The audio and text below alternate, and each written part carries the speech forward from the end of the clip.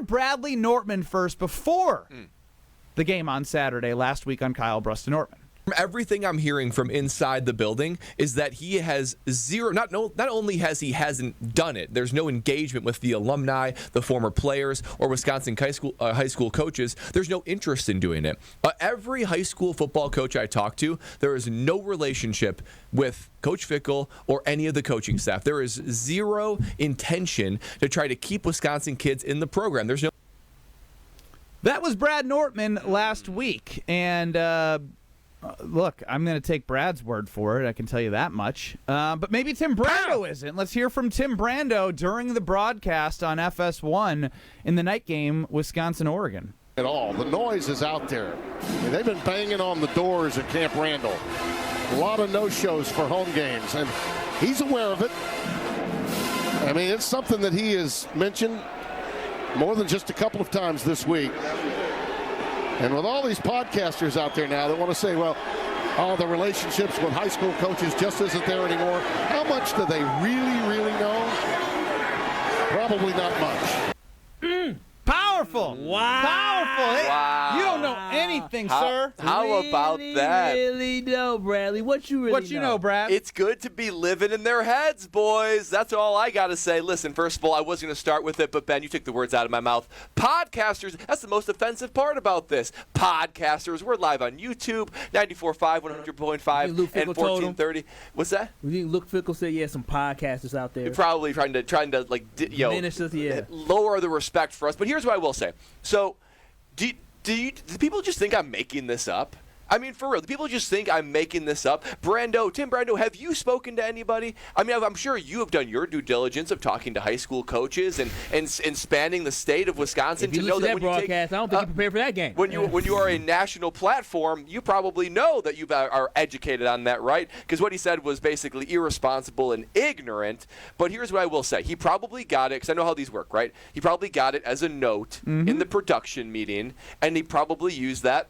And the thing is, he probably spoke about it with Coach Fickell in production meetings, which leads me to believe these two conclusions. Conclusion number one, you don't acknowledge something that you know isn't true. Double powerful. If this was false, if this was no big deal, there's so many rumors and stuff flying around, you can't possibly address them all. But if you know it's true, you got to address it. So the fact that it was addressed validates me in saying that there is truth to it. Now, number two is, this is what we're talking about in production meetings? We're talking about podcasters. And also, it's a talking point on the game. And a talking point in the game. I mean, that is ridiculous. If this is what this coaching staff and production meetings are focused on, is what the media, the sports media, is saying, then I know that their minds are not in the right place. That they're already looking for excuses and reasons, and they're hearing too much of the noise that I will say is true. And I will say this, after I said that last week, I've had countless coaches, former people in the athletic department, players and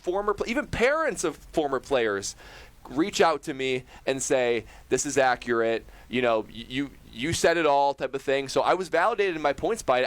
I have no joy in saying this about the program. No joy at all. And if he comes back next year, hopefully it's a wake-up call to be able to establish those relationships. But the Brando or Fickell? Because Brando's he's spanning the state. If he did, he did more than Fickell's been doing. I'm sure Brando's talking with the high school coaches and the people that he needs to be able to say that on air. But for real, I mean, it's something where it's being talked about in production meetings. You're addressing it because you know there's truth to it. People that I've talked to since then have validated it. So listen, I hope that it's a wake-up call for everyone in the athletic department and the coaching staff if everyone's back next year. But the reality is it's happening. And I can't believe it was brought up in a production meeting and Brando just whiffing out there talking about it on national TV. I got to say, I sat back with my feet up and I was like, Mama, I made it. I made it. They're talking about me on as a media guy, podcaster on Fox Sports 1.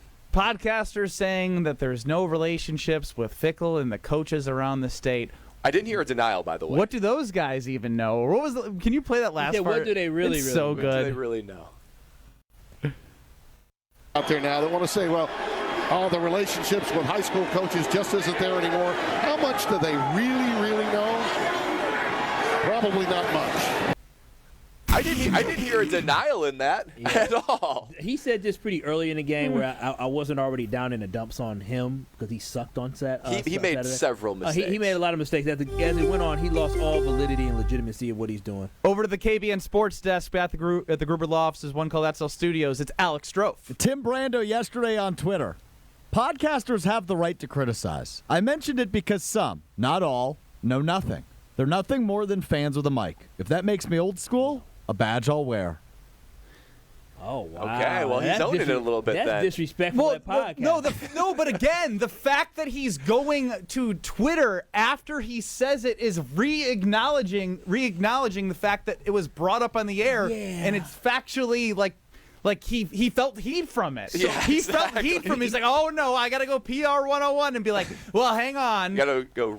Not retrace all. my steps. Not all don't know everything. You know what's sad about all of this is that this is how bad the Badgers program is. If the product on the field is so trash, the team sucks. They suck. And last week we were talking about a letter that got released on Monday, and now this week we're talking about him taking shots at podcasters. That's how bad This is football, low. This is how bad This the is football team low. is. That we don't even talk about the product on the field because the product is that bad. We're talking about statements from athletic directors, and now a statement about how bad the or what people really know from a damn play-by-play announcer. Come on, how many times you think he addressed that? He didn't address the fact that he sucked and got stuff wrong. No. He addressed his comment about podcasters and his comment about high school football coaches, which he was actually inaccurate on because a lot of these people know a lot. It doesn't take much to be able to figure out whether or not a guy is out there beating the pavement and recruiting and trying to get guys in state to stay in state, making relationship with coaches. At the end of the day, we all know Fickle's not doing what he's supposed to be doing. Former players have told you. They'll show you. Brad, you're a former player, but even the guys that played for Fickle, ask them. Ask how they feel. They want to say how they feel, but they are currently doing better and bigger things in the NFL that they're not getting involved in the mess that the Wisconsin Badgers are in right now. And then Stevie chimes in, which is funny real quick. I love how he hedges, too. Some, not all. Like Johnny Hedge on the spot here, Tim Brando. But the fact that Braylon Allen put the eyes underneath your post that you had last week. Yeah, he did. I believe Melvin Gordon as well. Braylon Allen liking some tweets. Braylon played for Fick. Yeah. And so a guy who played for Fick, literally, during his time there is feeling that way. That is telling. That is telling Strofe, about how instead they of feel. Lundy, Gottlieb, Guard, and Shaka, could we get a one-on-one with Braylon for you? I'll let you miss the show for that. He's probably got some time in his hands. He's on IR, right? Yeah.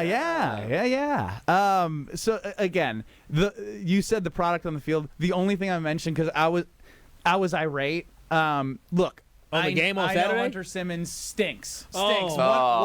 One for 12, 9 or 1 for 9, 12 yards, whichever one it was. Worst Either way, starting it's not quarterback. great. But guess what they did at the end of the half? Because it was a close game, Kyle. Yeah, he took a knee. 4 straight runs. Oh, I thought he took a knee. They just 4 wanted to get out of straight there. runs Yeah, with let's just get timeouts, out. playing the game as if, all right, if we protect the football, they get the ball at the half. We're going to trust our defense, and we're going to play this game like we are going to win it.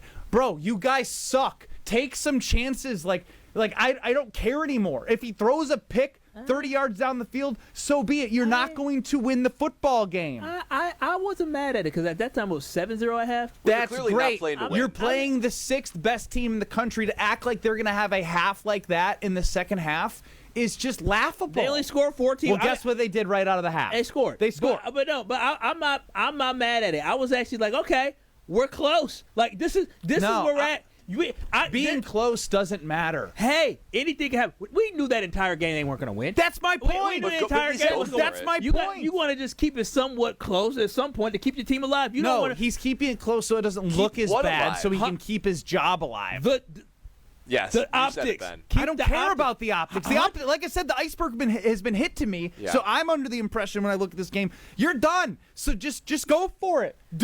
Like the amount of times in the first 2 years where we had seen Crisp, Bielema, all of them 3rd and 1, 4th and 1, sometimes even on their own 40, trust the offensive line and run the football and convert on those on their own side of the field. You bringing up now, old stuff. yeah, but I'm saying in his first 2 years, it was like, all right, 4th and 2 on the 40 on the other side of the field. let's punt. Ben. Like, it's been this whole mantra, and I'm just saying I'm sick of his way of playing soft football for the past 3 years, that you suck, the iceberg's been hit, do something, and don't just take the beating. They're taking the beating and keeping it close for the optics, and I'm annoyed. I can be annoyed. You can't tell me how to fan right now. Do not tell me how to fan. I'm just, I don't want you to get ill from this. I'm going to get ill. I'm already ill. I'm ill every Saturday. Every Saturday I'm ill. Ben, the fact that we're looking at this and we were down 7-0. Imagine this. Defense played very well. If the Wisconsin Badgers lost 21-7, as they have to like Ohio State years ago, we'd be like, and it ended up being like, getting scored on late. I mean, I know how this happened every time, 21-0. But we'd be like, okay. But at this point, we're just like, so we're celebrating that but you got nothing to lose. Nothing to lose. Go You for literally it. just got shut out and lost both games to Ohio State and Iowa. Routed. So you can't score points. Try and score points because you're going to lose anyway. Bro, listen, watching Hunter Simmons, And he shouldn't even be out there. There's a whole nother conversation. What is his ass doing out there? Well, he was supposed to be like number 3 and 4. Apparently, Danny O'Neal and Billy Edwards are like kind of available, and like the quote about Danny O'Neal, like we're gonna need him later in the season. Like, what are we doing? I was very confused about this because I assumed he got benched because he played last week. So I was he got in. So I'm very, very confused about what's going on with Danny O'Neal. And why he's Hunter not Simmons gives us the best chance to win. Hunter Simmons is by far the worst quarterback I've seen as a Badger for the last 25 ever 30 years. My life. I can't. Yeah, my life for sure. He is bad. But it is a victory Monday from Sunday. Brought to you by Palermo's Pizza, Wisconsin's hometown pizza. Delicious brands like Palermo's County's Urban Pie and Screamin' Sicilian. Palermo's has your game day covered. Find Palermo's in your local grocer's freezer. At one point, we were all texting because it looked like the Badgers were not going to score, which means we would be fasting right now until 5 o'clock. And Strofe would have been really grumpy, and Mr. Relevant would have been bad. Bart Lundy would have been like, who is this evil youngin' who he'd offer him food, and Strofe would be like, I can't eat. Can't eat, Bart. I can't eat.